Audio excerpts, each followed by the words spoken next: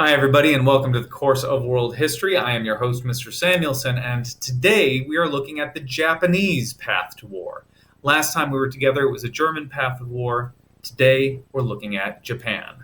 So our essential question today is, what was the overall goal of the Japanese Empire in World War II, and why did they expand the war? So let's talk about the Japanese Empire.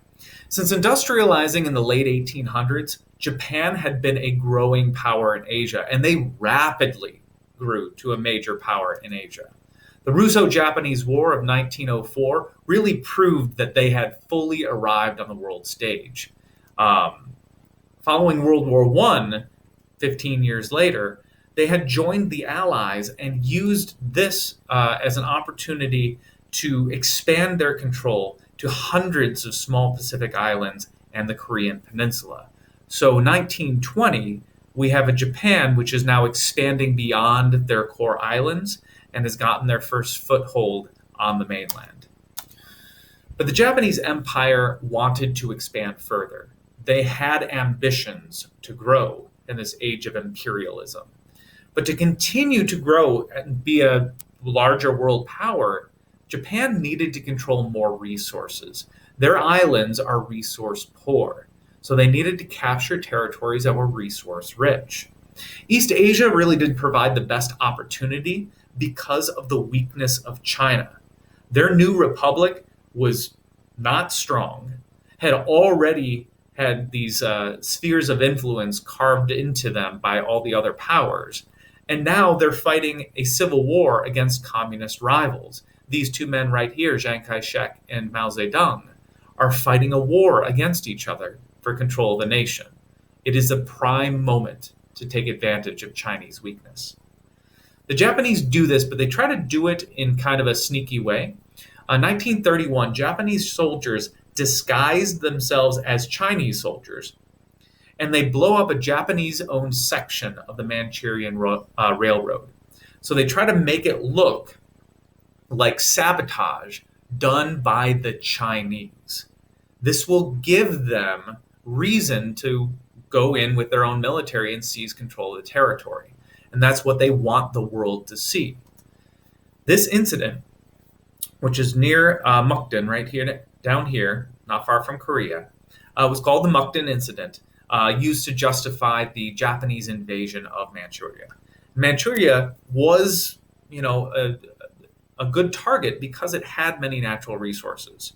And acquisition of these resources could then be used by the Japanese to expand even further. So Japan now is in charge of Manchuria. They rename it, give it a more Japanese name, Manchukuo, and they place the last Qing Dynasty emperor on the throne as a puppet ruler. This guy was just a baby when the Chinese dynasty ends. But he survives. He's still out there. He is Manchurian. The Qing dynasty was a Manchurian dynasty. So the Japanese say, hey, we're just giving China Manchuria back to the Manchurians. But of course, he had to follow Japanese directives. Now, the League of Nations, they condemn this. They say, bad Japan. Bad Japan. But they don't back it up with anything. So Japan simply drops out of the League of Nations and says, you know what? We don't need you anymore. League of Nations does nothing to stop them. Here we see China complaining, saying, oh, I'm going to tell the League of Nations. Oh, the League of Nations is powerless. They don't do anything. So Japan just blows through all those treaties, all those agreements. They say, I don't need any of that. It's just paper. And the one power that maybe might take some action was the United States, but the United States doesn't, right? This is the Great Depression. U.S. is busy with other stuff. So Japan is free to act according to its own will. Japan uses their position in Manchuria to later expand into Mongolia and into northern China, which we'll circle back to in a minute. But let's talk for a moment about the Japanese government. By the time of the Mukden Incident, Japanese army is acting without orders. The emperor right here, Emperor Hirohito, he can't control his army. The army is simply acting according to what they think is Japan's best interests. Hirohito's government the people who he's appointed, they're not listening to them either. They have their own head of the military. The head of the military serves as the defense minister.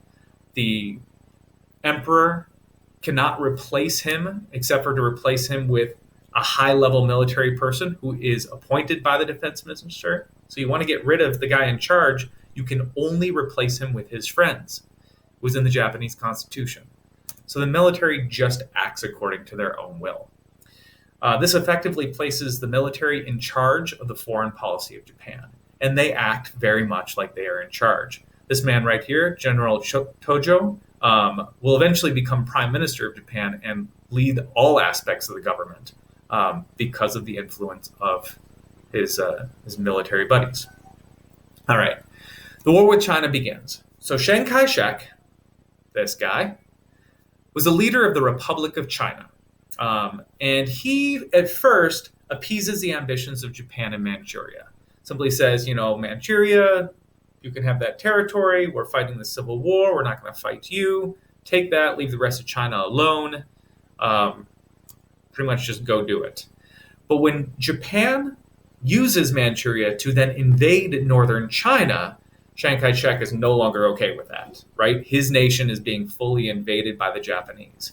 And he turns to Mao Zedong, who they have been fighting a civil war with each other at this point for several years, and they basically agree to stop fighting each other and to turn their attentions against the Japanese. They never really ally, they don't really combine their forces, but their forces stop attacking each other and start attacking the Japanese instead.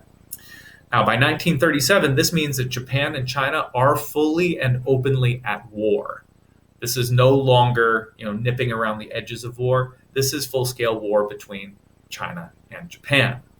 This does not go well for China. Japan is more advanced militarily, technologically, more industrialized, and at this point, they have been preparing for some time.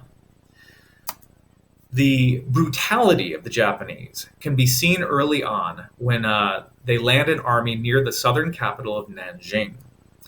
The Japanese capture this city, and after they capture the city, they massacre about 100,000 prisoners of war. These are people who may be a threat, and so they are simply killed. And it gets particularly brutal. There are stories that come to us about murder contests. There was two Japanese officers that made it a contest to see who could be the first person to execute 100 criminals. Turns out neither of them could do it in one day. It spilled over into a second day. They lost track of who had killed how many and decided to expand it up to 150. It was this competition where the two men just stood there cutting off heads. Another thing the rape of Nanjing gets its name from is the fact that in this conquest and in this campaign, the Japanese use rape as a form of terrorism to put fear into the hearts of the Chinese. All right, the new Asian order. So Japan's overall goal here is to create a new Asian order. What they wanted to do is they wanted to get rid of all Europeans in East Asia, no more colonies, except for kind of colonies because the Japanese are just going to replace all the European and American colonies. Okay, getting rid of the Eastern Monroe Doctrine simply says Europe stay out, we're going to handle affairs here. But Japan is, of course, going to be the one that handles those affairs. Japan control of Manchuria and China said that they were going to modernize those territories. Part of the plan also included seizing Siberia from the Soviet Union, taking Northern Asia away from the Soviets. But they did recognize that Japan at this time did not have the power and the strength that they needed to take on the Soviet Union in a war. So they kind of held back from that one. 1936, to make sure that they had allies and friends who would back them up, Japan does join the Rome-Berlin axis. In case war does start with the Soviet Union, they're going to be able to surround the Soviet Union. All right, so targeting Southeast Asia. Hitler kind of throws a bomb at Japan's plan here when Hitler and Stalin signed the Soviet-Nazi Non-Aggression Pact. So Japan has to look elsewhere for resources. They can't go after the resource-rich territories in Siberia.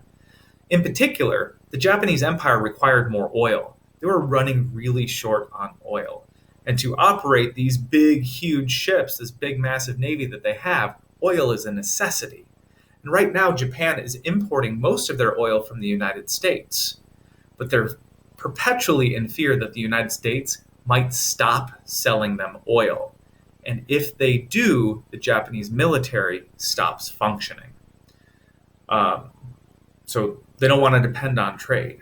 So in order to get their own supply of oil, they have to look to Southeast Asia.